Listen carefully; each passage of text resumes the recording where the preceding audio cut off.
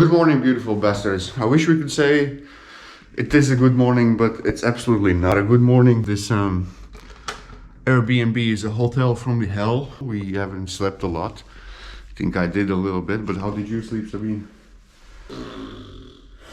So much bullshit written on the description there, so we tried to contact the customer support from booking.com and they're taking a very, very long time. So we take the situation in our own hands and we're gonna find a new hotel for tonight, and real good and real close, where we don't have to wait till 2 o'clock.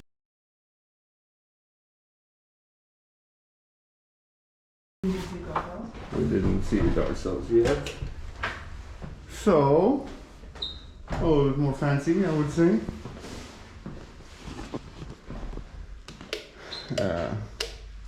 Something more decent, I would say. A very nice, beautiful bed. What do we see outside the window from this side? A small balcony and a sea view. Noise. And from there, I imagine it's a big balcony and a sea view. What the hell? I mean, if only the weather was just as good as yesterday. Damn!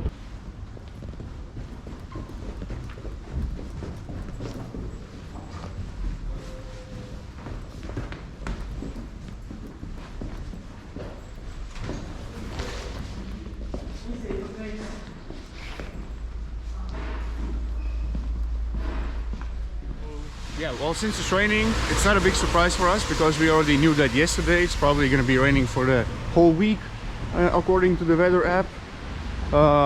First things first, we're going to get some breakfast and then just basically walk around Sorrento.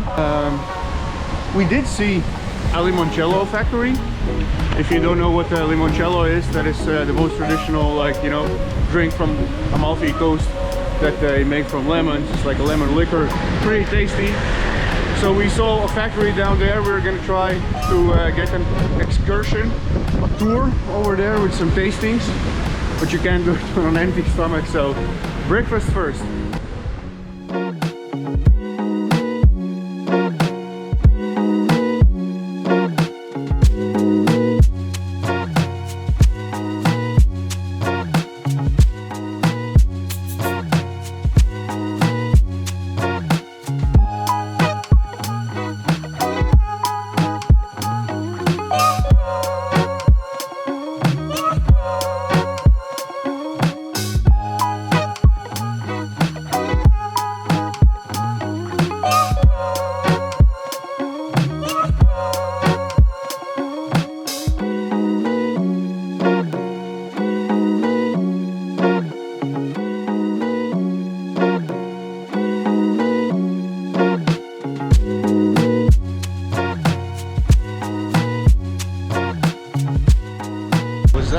Good breakfast. We had pizza napoletana, was basically some cheese on it and some anchovies. And before that we had this little plate of cheeses. So we had 3 kind of cheeses. There was buffarello, cow cheese, and zaftan. We are full to the brim. Now we had a really decent breakfast, and finally it's time to take that tour of limoncello to see how the golden liquid is made, and also do some degustations over there.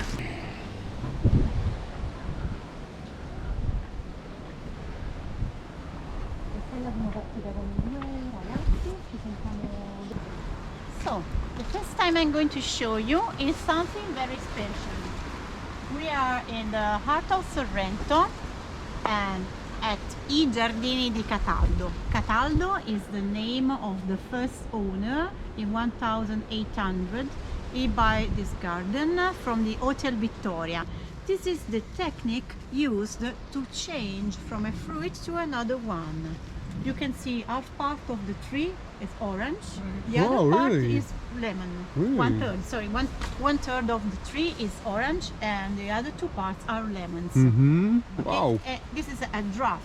called Innesto in Italian. This is a real Eden located into the center of Sorrento, and it is the last one. This is the traditional Sorrentine garden, and this is the Sorrentine variety lemon. For example, during some periods you won't find orange liqueurs or mandarin liqueurs, because the oranges and the mandarins you see nowadays on the trees are the first and the last of the year. And we don't buy from third parts because we don't know how they treat the fruits. Good. This is why we've chosen to do a quality products line. Everyone says we have the typical Sorrentine garden, but sincerely it's the only one because they respect all the rules. She told us what makes their product amongst the greatest limoncello producers in the world. First of all, it's produced from lemons grown only in their garden. They follow these magnificent fruits on a daily basis and cover them when necessary to protect from sometimes harsh weather, and these fruits always grow to full ripe. Our guide also explained the difference between natural, biological and industrial limoncellos. The takeaway in Giardini di Cataldo's case is that they don't use specialized soil, they don't use pesticides, and basically they follow the most traditional lemon growing, dating back hundreds of years, whereas other two methods modify the nature growing and interfere with it.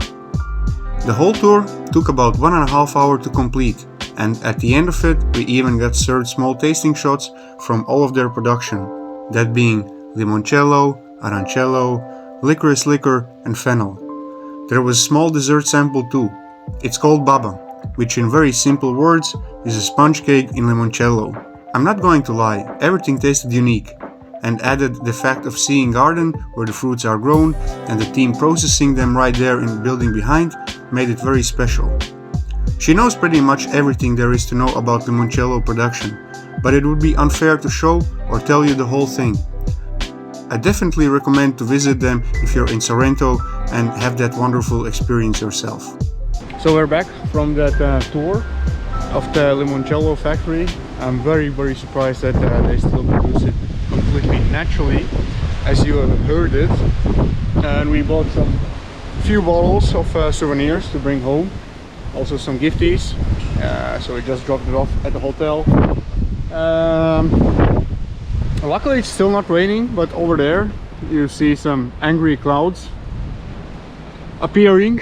So we're gonna try to explore as much as we can before the storm hits. And but even with this cloudy and slightly cool weather, still pretty epic view on the Bay of Napoli. And over there you can see in the mist the Vesuvius, which is the volcano over here. Very beautiful. And look, in the summer you can, with the gates are open. Yeah. You can go totally down. Yeah. And you can go swim there. Then they make the platform. Wow. And then you swim in the little lake. So yeah, here we have those stairs going all the way down to the platform that Sabina mentioned. Or do you think it's swimming platform? I think it's for boats. I think no, it's for boats. Swimming the same also sit there. Okay, that one is definitely for Yeah, swimming. but this is just taken out because it's not weather yet. And then you can just make a swim here in the coast. See? It's so deep. Whoa. Yeah. Look. The wind is like literally blowing from up, Yes. so you can literally see the wind. Ha! Take that! As a kid they told me you can't see the wind. Take that, first grade teacher. You can't see the wind.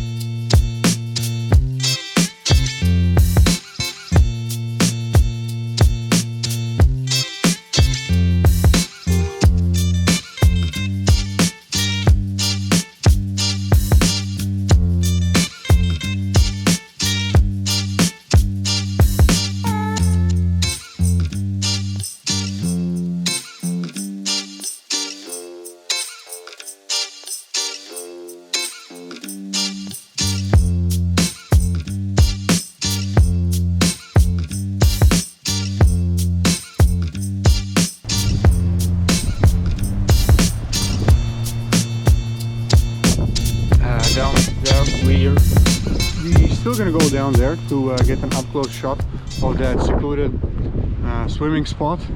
But if you like history, you would probably really love this place, because you have still like these walls from the ancient Roman times as well. Over here you have some ruins, and here as well. So I imagine this kind of place back in the Roman times was very popular amongst the aristocracy, a place where they could come and take a vacation from doing whatever the aristocracy did back in the day, in the Roman times. But even they needed a day off from doing their tasks, so they would probably come on a places like this. Here we have some dark space, which could have been like, I don't know, could have been anything. Could have been like, you know, a stable, could have been a storage room, because you don't have, probably not a living space, because you don't have so many windows over here. Maybe one doorway and another door leading to another chamber. And here we also don't have any windows, so basically a doorway. Maybe this was a window, because you can't really pass here, so that couldn't not have been a door, I think. A big jump! Wow! Here we have more ruins, and all of this appears to be carved into a limestone, which is a material very widely used in architecture in kind of all periods of history, because it's very easy to work with. And over there it appears to be another villa. I'm just gonna zoom it in.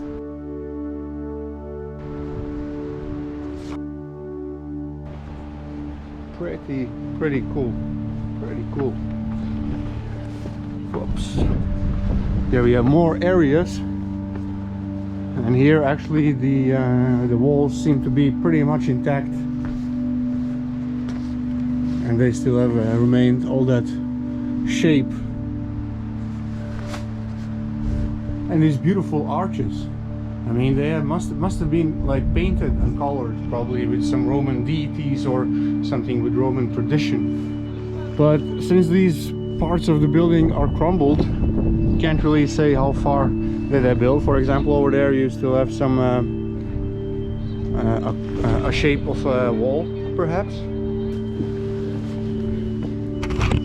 So we have entered the forbidden area. Not really, but nowadays it's covered in some modern art. But you can imagine looking even at this masterpiece, what it could have looked like in the Roman times. It's pretty deep area, but also no windows, so I would not assume that this was a living space. It's pretty hard to say. Maybe for some Roman slaves, possibly. And this area also over here we have another hole. It probably was connected with something upstairs. This seems more like it just fell kind of in. I'm not sure what's the correct expression, but I think it just, the wall kind of broke down and all the ground from there came from there.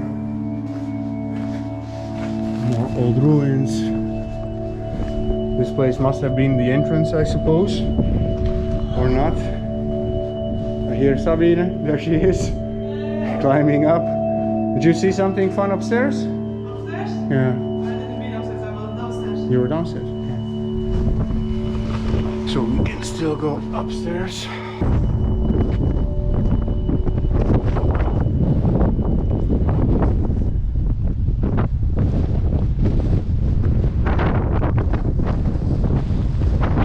So I think first we're gonna go down, take the shots from there, I was actually thinking about launching the drone in the air, but I feel it's a little bit too windy and it can get carried away.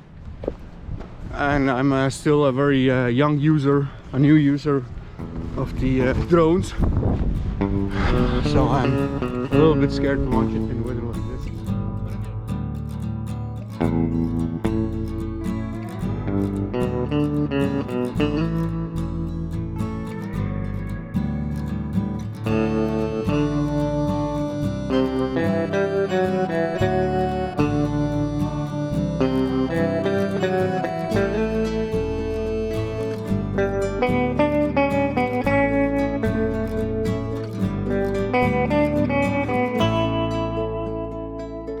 We're kind of back up, and I think we're gonna go back to Sorrento, the city center, about half an hour.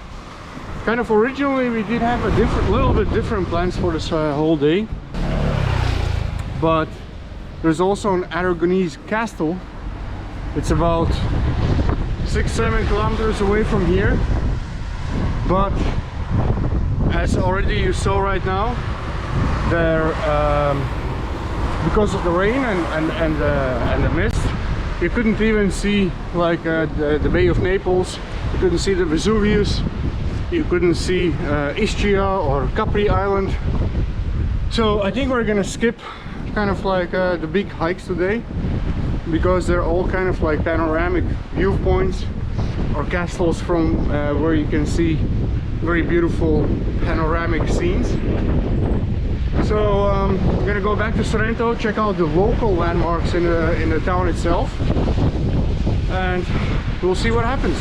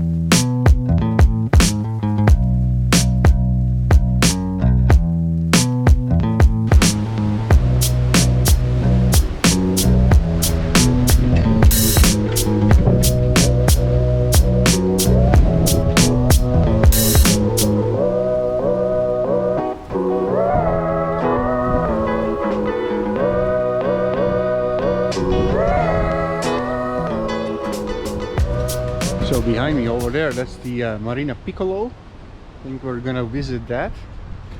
And over there with the yellow building on the corner, that's called the Marina Grande. I think first we're gonna go to Marina Grande. It's a little bit longer walk, and our hotel is kind of closer to this side. And after that we're probably gonna go back to the hotel. We bought some local food so we can enjoy in the hotel, because we're not planning on going out for a dinner tonight. Instead we're gonna kind of reserve that luxurious food for another time, maybe in Amalfi or back in Rome. So let's visit Marina Grande, see something on the way, and come back here, take the stairs down to see the Marina Piccolo. Actually, here's a map. So we are over here, so we're gonna visit the Marina Grande and then Marina Piccola, not Piccolo.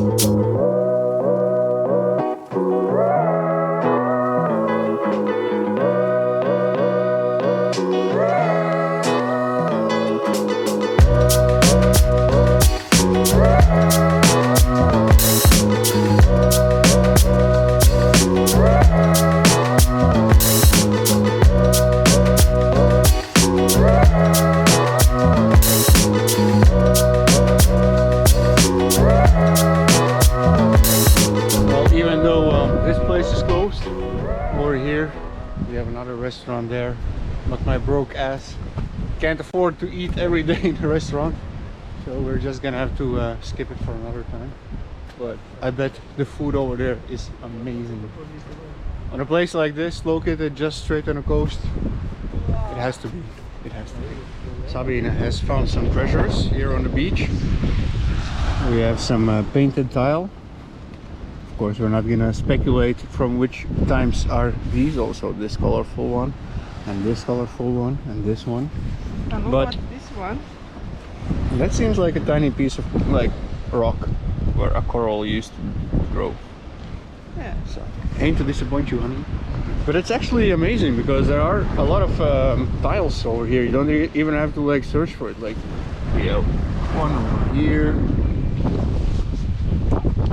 Find some more. We have another piece.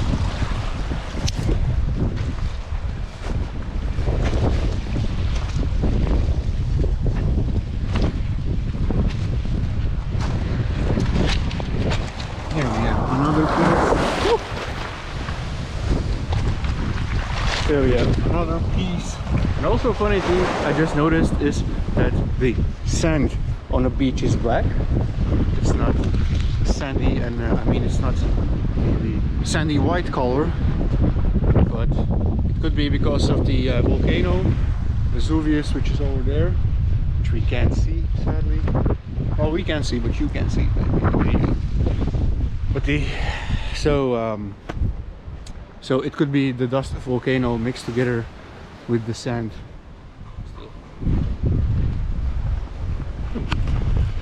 As we are making the last steps in Sorrento, we are still on the Marina Piccola small port. I'm kind of like a little bit sad that we spent so short time in this wonderful city. In the beginning, actually, when we were booking places here, I was kind of thinking to only use this place of as a transfer. Because then we can go like Punta Campanella and also with the Aragonese castle and some more places in the countryside, all those viewpoints. But I'm so shocked actually that the city is much more beautiful and there are much more things to do over here, because Sorrento is probably the least known place on the Amalfi Coast. It's actually not really on Amalfi Coast, but let's say they're like wannabes to be on the Amalfi Coast.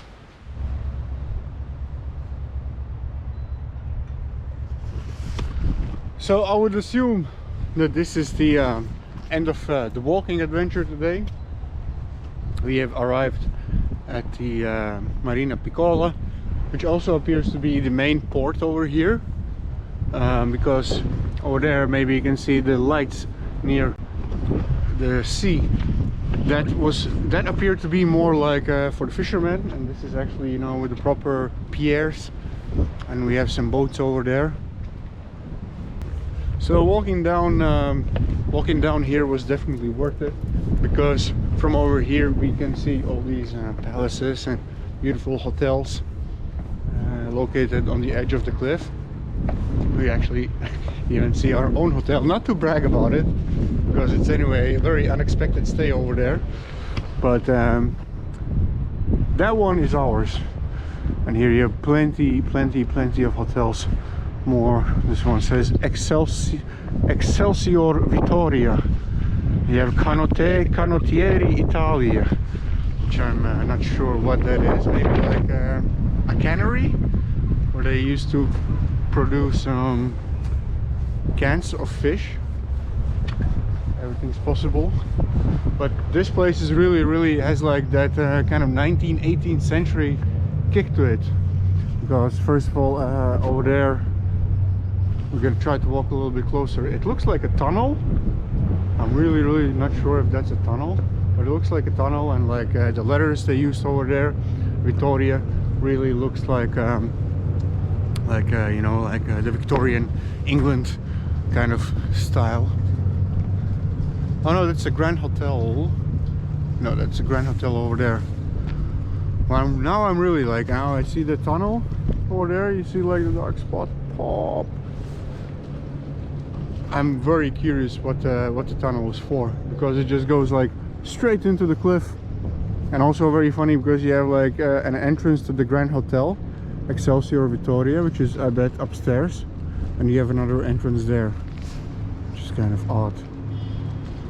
And this building, of course, this is the building it looks like, you know, like from the Victorian period of the time. So very beautiful, but sadly it's a little bit dark. It's getting dark. There's also the capabilities to shoot with this camera are decreasing by every minute. So combined with all the factors, let's just go back to the hotel.